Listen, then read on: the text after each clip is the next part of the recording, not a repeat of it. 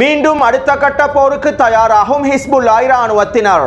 Merkava போர்த்தாங்கி வாகனங்களை கொத்தாக பறக்கவிட்ட பலஸ்தீனிய போராளிகள். எஸ்டிஎஸ் பயங்கரவாதிகளுக்கும் லெபனானின் அரசு இராணுவத்திற்கும் இடையில் எல்லை பிரதேசத்திலே நடைபெற்று வரும் மோதல்கள். உலகளாவிய தனி சிங்கங்களை ஒன்றிணைக்கும் பயங்கரவாதிகளின் திட்டம்.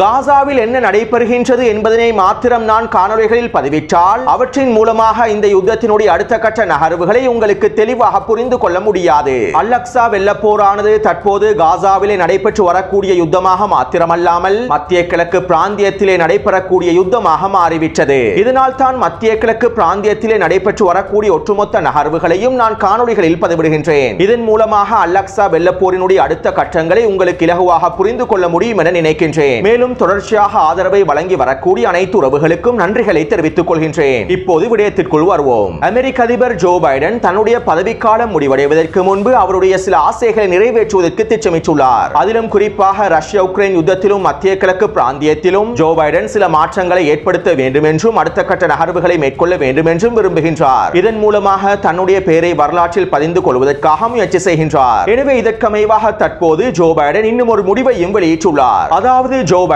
தன்னுடைய பதவிக்காலம் முடிவடைவதற்கு முன்பு இஸ்ரேலி ஆக்கிரமிப்புக்கு 8 பில்லியன் அமெரிக்க டாலர்கள் பெறுமதி அளவிலான ஆயுதங்களையும் வெடிகுண்டுகளையும் வழங்கப் போகின்றார். கடந்த வாரம் ஜோ பைடன் உக்ரைனுக்கு 2.5 பில்லியன் அமெரிக்க டாலர்கள் பெறுமதி அளவிலான ஆயுதங்களை வழங்கியிருந்தார். இதன்போது இஸ்ரேலி ஆக்கிரமிப்புக்கு 1.5 பில்லியன் அமெரிக்க டாலர்களை ஜோ பைடன் வழங்குவார் என்று எதிர்பார்க்கப்பட்டிருந்தது. ஆனால் யாருமே எதிர்பார்க்காத விதத்தில் தற்போது ஜோ பைடன் இஸ்ரேலி ஆக்கிரமிப்புக்கு 8 பில்லியன் அமெரிக்க டாலர்கள் பெறுமதி அளவிலான வெடிகுண்டுகளையும் இராணுவ ஆயுதங்களையும் வழங்கியுள்ளார். இதற்கான ஒப்பந்தத்தில் கமலா ஹாரிஸும் ஜோ பைடனும் கையெழுத்திட்டிருப்பதாகவும் அமெரிக்க ஊடகங்கள் தெரிவிக்கின்றன.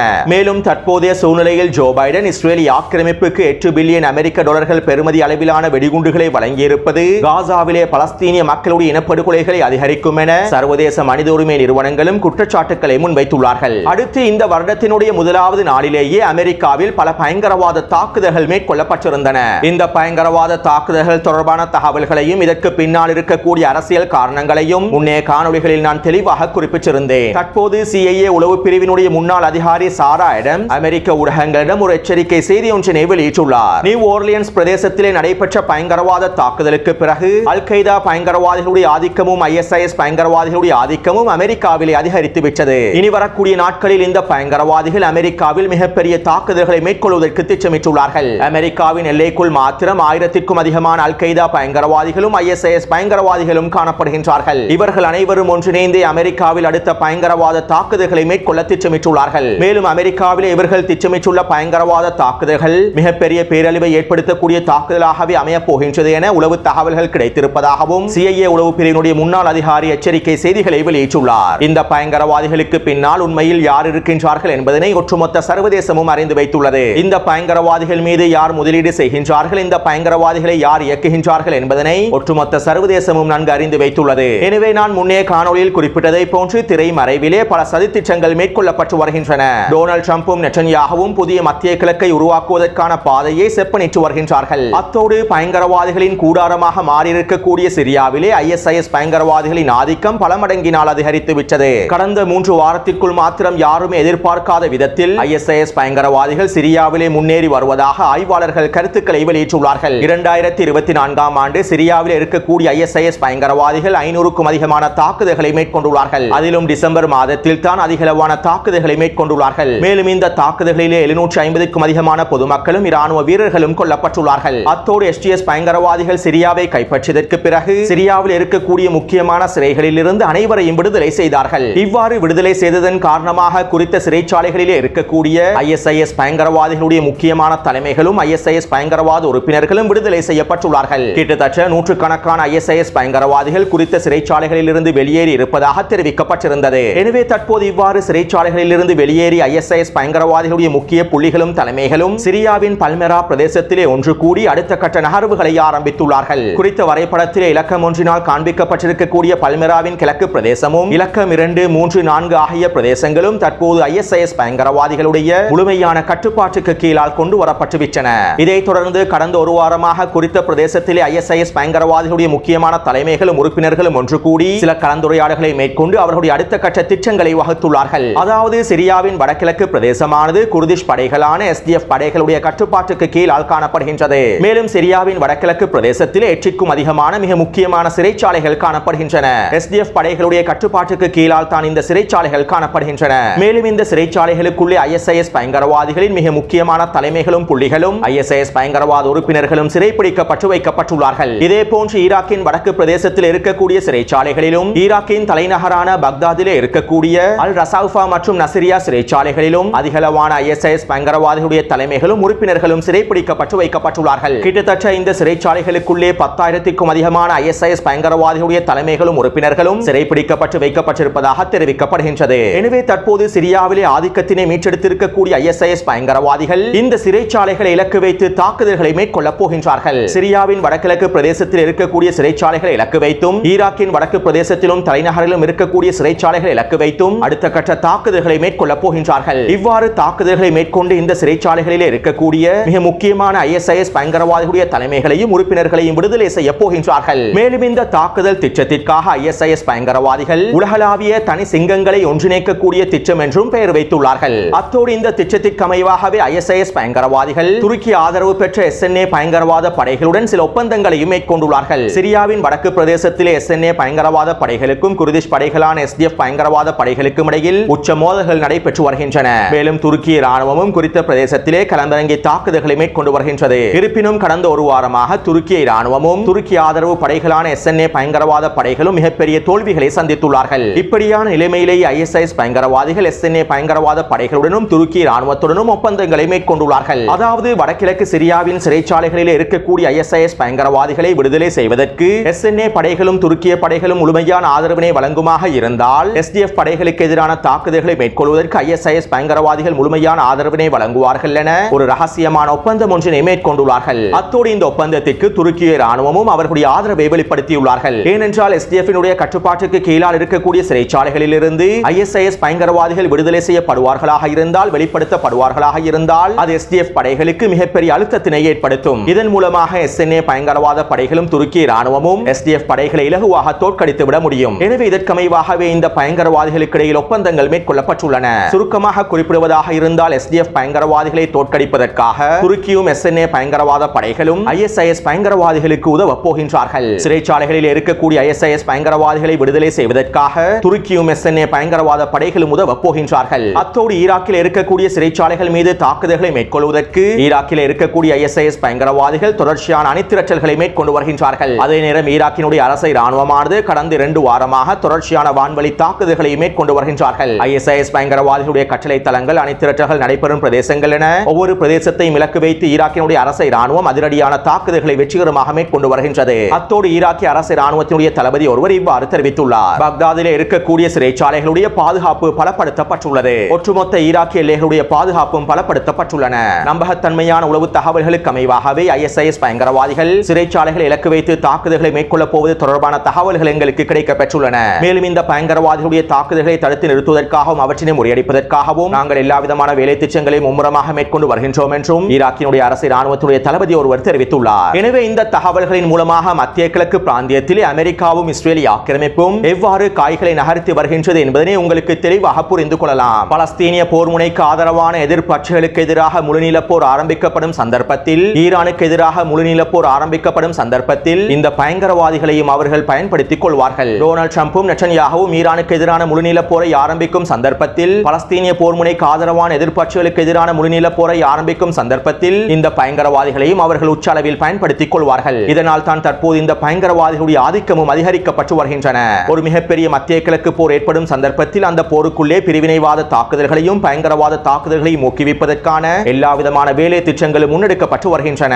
எனவே இந்த தகவல்களின் மூலமாக குறித்த காய் நகர்த்தல்களை உங்களுக்கு தெளிவாக புரிந்து கொள்ளலாம்.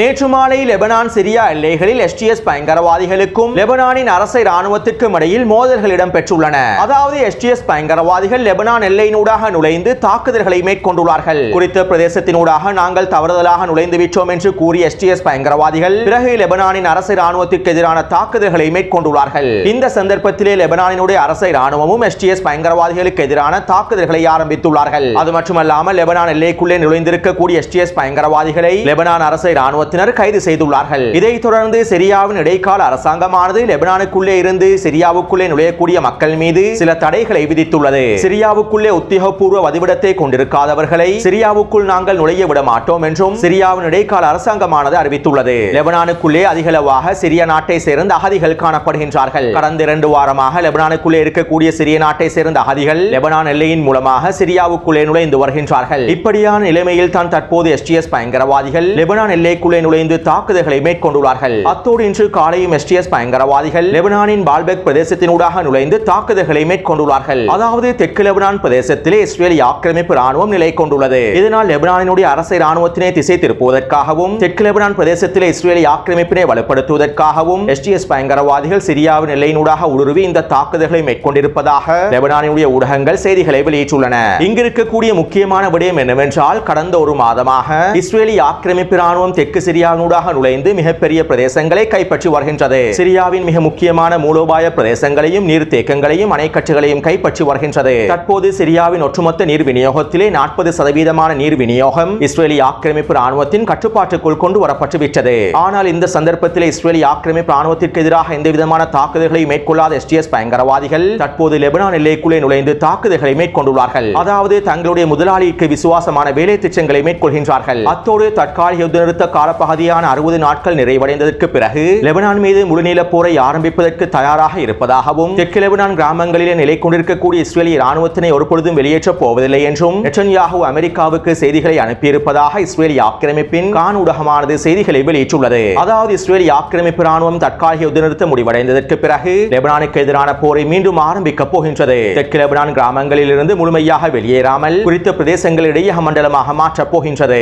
இதைத் தொடர்ந்து ஹிஸ்புல்லா ராணுவத்தின் ஊடக பிரிவை சேர்ந்த ஊடகவியலாளர் ஒருவர் இவ்வாறு தெரிவித்துள்ளார். தற்காலிக யுத்த நிறுத்த காலப்பகுதியான 60 நாட்களுக்குள்ளே இஸ்ரேலிய ஆக்கிரமிப்பு ராணுவம் தெற்கு லெபனான் கிராமங்களில் இருந்து முழுமையாக வெளியேறாவிட்டால் இந்த போர் நிறுத்த உடன்படிக்கையானது ஒரு பொழுதும் தொடரப் போவதில்லை. நாங்கள் மீண்டும் தெற்கு லெபனான் பிரதேசத்திலே முழுநீள போருக்கு செல்வோம். இஸ்ரேலிய ஆக்கிரமிப்புக்கு எதிராக முழுநீள போரை ஆரம்பித்து எங்களுடைய பிரதேசங்களில் இருந்து அவர்களை வெளியேற்றுவதற்கான எல்லா விதமான தாக்குதல்களையும் ஆரம்பிப்போம். இதற்காக ஹிஸ்புல்லா ராணுவத்தினர் தயாராகவே இருக்கின்றார்கள் என ஹிஸ்புல்லா ராணுவத்தின் ஊடக பிரிவை சேர்ந்த ஊடகவியலாளர் ஒருவர் தெரிவித்துள்ளார். வருகின்ற ஜனவரி 25ஆம் தேதி லெபனானினுடைய தற்காலிக யுத்த நிறுத்த காலப்பகுதி நிறைவடைகின்றது. அடுத்து லெபனானின் மிக முக்கியமான ஊடகவியலாளர் கலீல் நஸ்ருல்லா அவர்கள் இவ்வாறு தெரிவித்துள்ளார். ஹிஸ்புல்லா அதனுடைய தலைமைகளின் இழப்புகளுக்கு பின்பு லெபனான் யுத்த காலத்தில் அதனுடைய வலிமையை முழுமையாக மீட்டெடுத்து விட்டது. உள்மட்டத்திலே ஹிஸ்புல்லா ஒரு தேன் கூட்டை போன்று செயற்பட்டு வருகின்றது. இடையூறு இல்லாமல் ஒவ்வொரு நாளும் அயராது உழைத்து வருகின்றது. லெபனான் அரசியல் களத்திலும் பல மாற்றங்களை ஏற்படுத்துவதற்காக தொடர்ச்சியான வேலை திட்டங்களை முன்னெடுத்து வருகின்றது. மேலும் தெற்கு லெபனான் பிரதேசத்திலே நிலை கொண்டிருக்கக்கூடிய இஸ்ரேலிய ஆக்கிரமிப்பு ராணுவத்தினை வெளியேற்றுவதற்கான போரை ஆரம்பிப்பதற்கும் ஹிஸ்புல்லா ராணுவத்தினர் தயாராகவே இருக்கின்றார்கள் என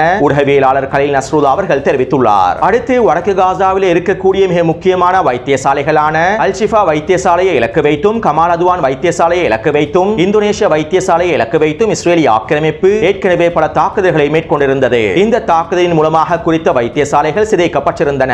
இதற்கு பிறகு பலஸ்தீனிய போராளிகள் குறித்த வைத்தியசாலைகளை மீள கட்டமைத்து வைத்தியசாலையின் செயற்பாடுகளையும் மீள ஆரம்பித்திருந்தார்கள். இப்படியான நிலைமையிலேயே கடந்த 1 மாதத்திற்கு முன்பு இஸ்ரேலிய ஆக்கிரமிப்பு ராணுவம் வடக்கு காசாவின் வடக்கு பிரதேசத்தில் இருக்கக்கூடிய கமால் அத்வான் வைத்தியசாலை இலக்கு வைத்து தாக்குதல்களை மேற்கொண்டிருந்தது. தற்போது குறித்த வைத்தியசாலையில் இருந்து அனைத்து நோயாளிகளும் வெளியேற்றப்பட்டு விட்டார்கள். எனவே இதைத் தொடர்ந்து தற்போது இஸ்ரேலிய ஆக்கிரமிப்பு ராணுவம் மீண்டும் நிர்மாணிக்கப்பட்டிருக்கக்கூடிய கட்டமைக்கப்பட்டிருக்கக்கூடிய அல்-ஷிஃபா மருத்துவமனை மீதும் தாக்குதல்களை ஆரம்பித்துள்ளது. நேற்றிரவு அல்-ஷிஃபா மருத்துவமனை வளாகத்திலே மேற்கொள்ளப்பட்ட வான்வழி தாக்குதல்களில் 26 பலஸ்தீனிய பொதுமக்கள் இனப்படுகொலை செய்யப்பட்டுள்ளார்கள். அடுத்து வடக்கு காசாவிலே பலஸ்தீனிய போராளிகள் தொடர்ச்சியான தாக்குதல்களை மேற்கொண்டு வருகின்றார்கள். இதற்கமைவாக அல்-கஸாம் படையினர் ஜபலியாவின் கிழக்கு பிரதேசத்திலே அதிரடியாக களமிறங்கி ஒஃபென்சிவ் தாக்குதல்களை மேற்கொண்டுள்ளார்கள். இதன்போது குறித்த பிரதேசத்தினூடாக வருகை தந்த 4 மெர்காவா போர்த்தங்கி வாகனங்களையும் தாக்கிப் வெடிகுண்டு, ஷவாஸ் வெடிகுண்டு, பாக் வெடிகுண்டு என்பனவற்றினை பயன்படுத்தி கொத்தாக தட்டி தூக்கியுள்ளார்கள். இந்த தாக்குதலை தொடர்ந்து குறித்த பிரதேசத்திற்கு வருகை தந்த இஸ்ரேலிய ஆக்கிரமிப்பின் 2 படைப்பிரிவுகளை இலக்கு வைத்தும் அதிரடியான ஏவுகணை தாக்குதல்களையும் துப்பாக்கிச் சூடு தாக்குதல்களையும் மேற்கொண்டுள்ளார்கள். அதேபோன்று ஜபலியாவின் மேற்கு பிரதேசத்திலே களமிறங்கி அல்-கஸாம் படையினர் ஒரு மெர்காவா போர்த்தங்கி போர்த்தாங்கி வாகனத்தை தட்டி தூக்கியுள்ளார்கள். அடுத்து அல்-அக்ஸா படையினரும் உமர் அல்-காசிம் படையினரும் ஒன்றிணைந்து ஜபலியாவின் மேற்கு பிரதேசத்திலே கூட்டு தாக்குதல் ஒன்றை மேற்கொண்டுள்ளார்கள். இதன்போது 2 மெர்காவா போர்த்தாங்கி வாகனங்களை வெடிக்கச் செய்துள்ளார்கள். எனவே நேற்று மாலை 6 மணியிலிருந்து இன்று மாலை 6 மணி வரையில் கிடைக்கப்பெற்ற தகவல்களுக்கு அமைவாக காசாவின் யுத்த காலத்தில் 5 மெர்காவா போர்த்தாங்கி வாகனங்கள் பறக்கவிடப்பட்டுள்ளன. 25க்கும் அதிகமான இஸ்ரேலிய ஆக்கிரமிப்பு சிப்பாய்கள் கொல்லப்பட்டும் படுகாயங்களுக்கும் உள்ளாக்கப்பட்டுள்ளார்கள். எனவே இந்த காணொலி தொடர்பான கருத்துக்களை பதிவிடுங்கள். தொடர்ந்து மெயினுடன் இணைந்திருங்கள். நன்றி, வணக்கம்.